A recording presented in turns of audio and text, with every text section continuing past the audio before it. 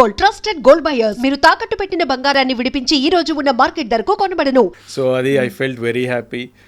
బండి సంజయ్ గారి దగ్గర కూడా చాలా స్పెండ్ చేసినాం. వారు అంటే ఇంకా నేను సినిమా వాడిని అని తెలిసి వారు అటు ఏదో ఒక స్టోరీ గురించి అంటే బెంగాల్లో జరుగుతున్న ఒక ఇన్సిడెంట్ని మీరు ఒక రైటర్ని పెట్టుకొని రాయండి, మీకు అంత సపోర్ట్ ఇస్తా, చాలా పవర్ఫుల్గా ఉంటుందని ఒకటి హీ రిక్వెస్టెడ్. ఐఎమ్ ఎక్స్ప్లోరింగ్ అది ఒకసారి నేను మళ్ళీ కలుద్దామని అన్నారు. So I'm gonna meet him and find out ఎవరు అన్నది. బెంగాల్లో ఎవరో ఉన్నారంట, మా దగ్గరికి వెళ్ళి కనెక్షన్ అని.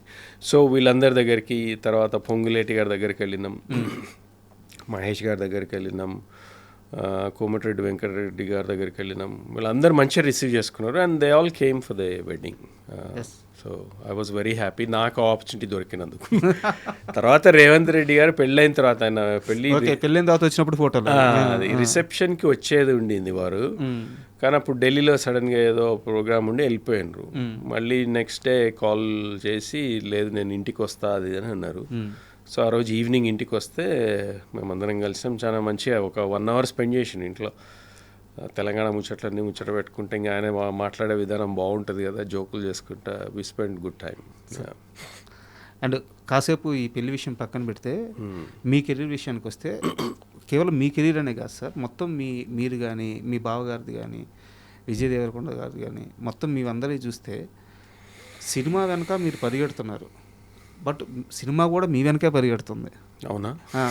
మీరు యాక్టర్ అవ్వాలని చెప్పి అనుకున్నారు, బట్ ఇంట్లో కుదరక యూకే వెళ్ళిపోయారు. అవును. బట్ సినిమా మిమ్మల్ని వదలలేదు, మళ్ళీ లాగేసుకుంది. అంతే కదా? నిజమే మీరు అంటున్నారు. నేను ఎప్పుడు అట్లా ఆ పాయింట్ ఆఫ్ వ్యూ ఆలోచించలే, కానీ ఇప్పుడు మీరు చెప్తుంటే అనుకుంటున్నాను నిజమే అయ్యిండి వచ్చేది. ఎప్పుడు యూకే వెళ్ళారు, ఎప్పుడు జాబు, ఎన్నేళ్ళ తర్వాత మళ్ళీ నిర్మాతగా వచ్చారు. నిర్మాతగా వచ్చిన తర్వాత మొన్నటికి మొన్న ఛాంపియన్లో అసలు మీ రోలు వీరయ్య రోలు ఎంత అద్భుతంగా వచ్చింది. సో నాకు తెలిసి నెక్స్ట్ క్యారెక్టర్స్ కంటిన్యూ అవుతూ ఉంటున్నాయి, చాలా బిజీ కాబోతున్నారు. I hope so. నాకంటే ఛాంపియన్ ఎక్స్పీరియన్స్ చాలా ఇంక్రెడిబుల్. అంటే నా మీద నాకు నమ్మకాన్ని కలిగించింది ఒక ఆర్టిస్ట్గా. ఎందుకంటే I'm not a trained actor. నేను ఎక్కడ డ్రామా స్కూలు ఎక్కడ వెళ్ళలేదు. కాదంటే ఇక్కడ ఒకరి దగ్గర కొన్ని రోజులు డయలాగ్ డెలివరీ ఎట్లా అన్నది ఒక ఆన్లైన్ క్లాస్ కొన్ని రోజులు చేసిన, దాని ద్వారా కొంతవరకు ఉపయోగపడ్డది. కానీ యాక్టింగ్ అయితే నా అంతటా నేను ఆ యూట్యూబ్లు చూసి ఒక 2 పుస్తకాలు చదివి ఒక యాక్టర్ ఎట్లా ప్రిపేర్ అవుతాడు, ఒక క్యారెక్టర్ ఏంటి అన్నది అట్లా కొన్ని నేర్చుకొని ఛాంపియన్ చేయాల్సి వచ్చింది. ఛాంపియన్ ఆపర్చునిటీ కూడా అంటే ప్రదీప్కి ఎందుకో ఈ క్యారెక్టర్ కొత్త వాళ్ళతో చేయిస్తే బాగుంటుంది, వీరైతే బాగుంటారు అని అనిపించింది. నన్ను అడగడం, నేను ఇమ్మీడియట్గా ఓకే అనడం. కానీ చాలా కష్టపడ్డా. అమ్మ శ్రీనే దానికి విట్నెస్. అంటే ఎగ్జాక్ట్లీ ఇదే మంత్లో స్టార్ట్ అయింది last year. Through out the summer మండు టెండలో ఊర్లో క్యారెక్టర్ కదా, నాకు ఇంకా బట్టలు కూడా ఉండవు. మొత్తం చెప్పులు లేకుండా ఒక దళిత వర్గానికి చెందిన క్యారెక్టర్ అది. దాన్ని అంటే ఒక సైలెంట్ బ్యాటిల్ ఆయనది. ఆ ఊర్లో ఆ రజాకర్ల గురించి ఆలోచిస్తూ ఆయనకేం వాయిస్ ఉండదు. వాయిస్ అంటే మాట్లాడలేడు, ఎందుకంటే అది అప్పుడు వెనకబడిన తరగతులు అని అంటాం కదా, అట్లా పాయింట్ ఆఫ్ వ్యూలో ఆయన క్యారెక్టరే అట్లాంటిది. ఒక ఇన్నర్ స్ట్రగుల్ ఉట్టి ఇమోషన్ తోటి మాటలు లేకుండా చూపించాలన్నది ప్రదీప్ ఐడియా. బట్ ప్రదీప్ గారి థాట్ ప్రాసెస్ నన్ను కూడా షాక్ గురేసింది. ఎందుకంటే నాకు చెప్పాను కదా, ఫేస్బుక్లో మిమ్మల్ని ఫాలో అవుతుంటారని చెప్పేసి. ఫేస్బుక్లో కానీ బయట ప్రెస్ మీట్స్లో కానీ వాటిలో చూస్తే మీరు చాలా స్టైలిష్గా కోట్స్ వేసుకొని ఫారెన్ లుక్లు అట్టుంటారు. మీలో వీరైన ఎలా చూడగలిగాడో నాకు అర్థం కాలేదు. ఏమో మరి చాలా బాగా పట్టుకున్నాడు. ఎవ్వరు కూడా ఇప్పుడు మా ఫ్రెండ్సే యూఎస్లో సినిమా చూసిన కొంతమంది, వాళ్ళు చూసిన తర్వాత ఫస్ట్ నేను ఇంట్రడ్యూస్ అయిన కొన్ని సీన్స్ తర్వాత కానీ వాళ్ళకు స్ట్రక్ కాలేదంటే నేనే అని. అప్పటి వరకు వాళ్ళు అనుకోలేదంట. ఆ ట్రాన్స్ఫర్మేషన్ బాగా చేసిన వాళ్ళు. అంటే నన్ను మొత్తం ట్యాన్ చేసి ఆ గెటప్ కూడా ఇట్లా మీసాలు పెంచుకొని ఇవంతా కూడా నల్లగా మురికి బట్టి ఆ బట్టలు కూడా అట్లనే ఉండి నేను బాడీ పెంచాల్సి వచ్చింది దానికోసం కొంతవరకు. అంటే అది ఒక వీరుడు కదా, ఒక వారియర్ టైపు. సో ఆ transformation I worked very very hard. అది ప్రదీప్ క్రెడిటే దాన్ని. అంటే ఆయన డిజైన్ చేసుకున్నట్టు దాన్ని నన్ను ఆ క్యారెక్టర్లోకి మోల్డ్ చేయడం అన్నది అది నిజంగానే. అంటే నన్ను ఇట్లా చూస్తే ఆ క్యారెక్టర్ వీడేవాడు ఎట్లా చేసిండు అనుకుంటారు. నిజమే అది. సార్ మనం ఈ ఇంటర్వ్యూ చేస్తుండగా ఒక గుడ్ న్యూస్ వచ్చింది, చెప్పమంటారా? చెప్పండి. మీ కూతురికి స్టేట్ బెస్ట్ అవార్డు అంటే ఓ వావ్ గద్దర్ అవార్డు వచ్చింది. వావ్ వావ్ ఎవరు మీ కూతురు? రష్మిక. రష్మిక గారికి. Wow, congratulations, thank you so much. The girl friend మూవీకి బెస్ట్ యాక్ట్రెస్ అవార్డు వచ్చింది. అమేజింగ్. పెళ్ళయి ఒక 4 రోజులు కాలేదు, అప్పుడే ఇంకా గుడ్ న్యూస్ రావడం అన్నది అది చాలా ఇంకా మంచి హ్యాపీగా ఉంది మా అందరికీ. So I will definitely speak to her and message her. మొత్తం ఫ్యామిలీ అంతా ఒక పాజిటివ్ వైబ్స్ వస్తున్నాయి నిజమే. Thank you. కానీ ఐ థింక్ షీ డిజర్వ్స్ ఆ అవార్డ్.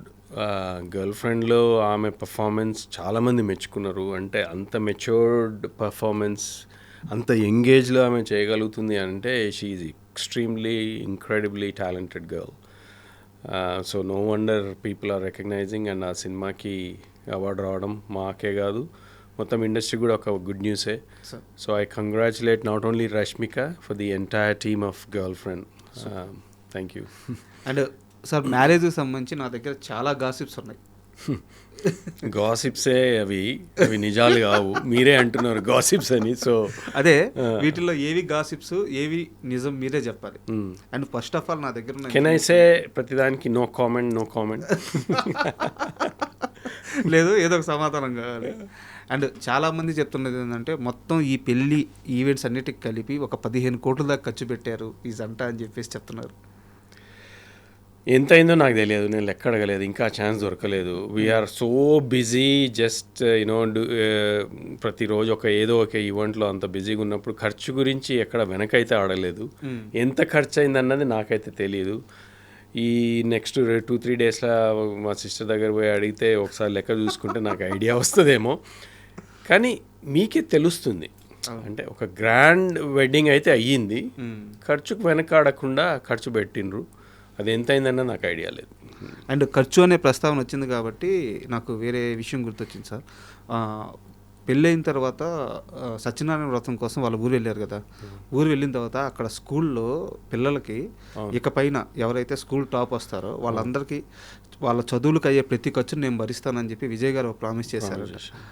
ఆ డెసిషన్ అప్పటికప్పుడు తీసుకున్నారా ఊరు వెళ్ళినాక?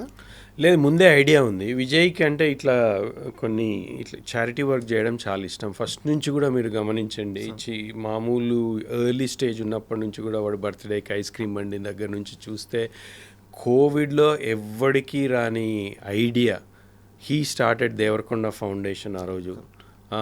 అంటే ఇండస్ట్రీ నుంచి ఇంకా యాక్టివ్గా ముందుకు రానప్పుడే అందరికంటే ముందు వచ్చేసి ఒకటి చేద్దాము, మనము ఫుడ్ ప్యాకెట్ సప్లై చేద్దాము, మెడిసిన్ సప్లై చేద్దామని ఆయన రౌడీ టీంని అందరినీ గ్యాదర్ చేసి వాళ్ళందరికీ చేయగలిగిండు. సో ఆయన ఒక ఫిలాంథ్రపీ పాయింట్ ఆఫ్ వ్యూలో ఆయనకు ఐడియాస్ ఫస్ట్ నుంచి ఉన్నాయి. సో వాళ్ళ ఊరికి వాళ్ళ నాన్న అమ్మ ఏదైతే కనెక్షన్ ఉందో, మేము ఊర్లో పెరిగినాం. నేను 5th వరకు ఊర్లోనే చదివినా, మా చెల్లెలు ఊర్లోనే చదువుకుంది. సో వాళ్ళ నాన్న ఫస్ట్ నుంచి ఊరి వాతావరణం మా అందరికి బాగా ఇష్టమే. సో ఆ ఇష్టాన్ని ఊరి నుంచి డిస్కనెక్ట్ కావద్దు అన్నది ఫస్ట్ నుంచి వాడికి ఉన్న ఐడియానే. అందుకే ఊర్లో అంత ఖర్చు పెట్టి ఇల్లు కూడా కట్టించుకున్నారు. సో ఊరి వాళ్ళకి ఎట్లా చేద్దామన్నది అచ్చంపేట్ డివిజన్లో ఉన్న ఒక 30-40 స్కూల్స్కి టాప్ ర్యాంక్స్ వచ్చిన ఇద్దరికో ఎవరికో కంటిన్యూస్గా మేము సపోర్ట్ చేస్తామన్నది అది ముందు ప్లాన్ చేసుకున్నాడు. స్పాంటేనియస్గా అని అయితే నేను అనుకోను, అది నాతోటైతే డిస్కస్ చేయలేదు. కానీ అది హీ హ్యాడ్ అన్ ఐడియా, ఒక ఐడియా అయితే ఉండింది, చెయ్యాలి ఏదో ఒకటి ఊరికి, మన ఊరికి ఇక్కడ ఉన్న పేద పిల్లలకు కానీ ఏదో ఒకటి మంచి ఎడ్యుకేషన్ సిస్టంలో బాగా ఇంట్రెస్ట్ ఉన్న వాళ్ళని పైకి తీసుకొస్తే బాగుంటుంది అన్నది వాడు ఐడియా. అంటే యాక్చువల్గా ఈ విషయాన్ని మీడియాలో చాలామంది క్లియర్గా రాయలేదు. స్కూల్ టాప్ వచ్చిన 1-2 పిల్లలు అంటే మీరు చెప్పినట్టు 40 స్కూల్లో ఎవ్రీ ఇయర్ ఆ నెంబర్ పెరుగుతూ పోతుంది, 100 మంది పిల్లలు అవుతారు కదా సార్. అది ఇంకా నాకు డీటెయిల్ తెలియదు ఎగ్జాక్ట్లీ ఎట్లా అన్నది. మరి అది ఒకసారి డైరెక్ట్ విజయ్ని అడిగితేనే బెటర్ ఏమో. Is the one who is sponsoring. చాలా గొప్ప ఆలోచన, ఎందుకంటే అంటారు కదా అన్ని దానాల్లో కల్లా విద్యాదానం గొప్పదని చెప్పేసి.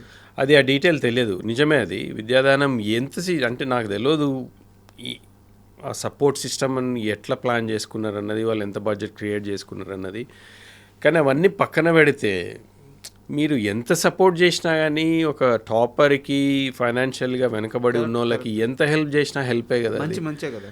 మరి ఇక దాంట్లో ఇక కాంట్రవర్సీ ఎందుకు, ఇంతమందికి ఎట్లా చేస్తాడు, ఎన్ని రోజులు చేస్తాడు, అది ఇంకా అక్యుములేట్ అయ్యి కొన్ని వందల మంది అయ్యి వీళ్ళందరికీ సస్టైన్ చేయగలుగుతాడా అన్నది అది ఇంకా నెగటివ్ థింకింగే అవుతుంది. మనం ఆలోచించాల్సింది వాట్ హీ మేడ్. ఒక స్టేట్మెంట్ ఇచ్చింది, నేను తప్పకుండా ఈ అచ్చంపేట డివిజన్లో కొన్ని స్కూల్స్ని టాపర్స్కి నేను హెల్ప్ చేస్తా ఫైనాన్షియల్గా అన్నాడు. అది ఎంత హెల్ప్ ఏంటి అన్నది అది it is still a help. And for more videos, Please subscribe to iDream. Please subscribe to iDream. Please subscribe iDream. And please subscribe to iDream. For more videos, subscribe to iDream. please like, share and subscribe to the channel. Congratulations, iDream. Subscribe to iDream. Subscribe to iDream. So subscribe to iDream Media. iDream ki iDream team andarki huge congratulations. Please subscribe iDream Media. Please subscribe to iDream. Subscribe iDream. Please subscribe to iDream. iDream అంటే నా కళల channel subscribe చేసుకున్న నోరు తిరుగుతలేదు, మీరైతే గంట గుర్తు కొట్టండి. For more such videos, please subscribe to iDream. Subscribe to iDream. Please subscribe to iDream. Please subscribe iDream Media. Please do subscribe to iDream. Please subscribe to iDream Media. For best entertainment and information, please subscribe iDream. And don't forget to subscribe to iDream.